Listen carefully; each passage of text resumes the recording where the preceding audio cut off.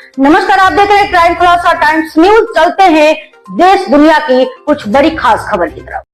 बंगाल चुनाव के चलते टीएमसी और कांग्रेस में एक बार फिर तल्खियां बढ़ चुकी हैं। राहुल गांधी कल बंगाल में पहली बार प्रचार करने जाएंगे। राहुल के हेलीकॉप्टर के लिए रायगंज में हेलीपैड बनाया गया था। खबर आ रही है कि टीएमसी कार्यकर्ताओं ने हेलीपैड पर तोड़फोड़ कर दी। हमारे संवाददाता लौको सिंह की खास रिपोर्ट, क्राइम खुलासा टाइम्स न्यूज।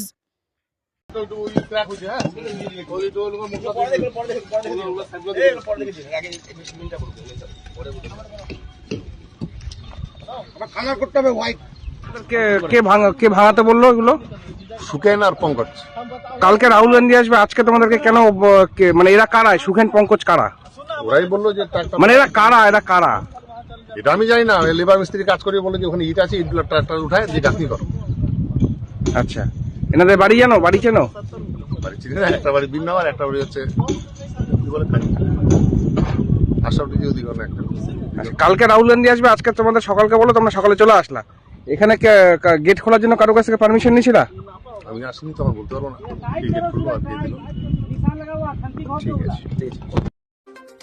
अब मिलते हैं अगली खबर के साथ, तब तक बने रहें हमारे साथ।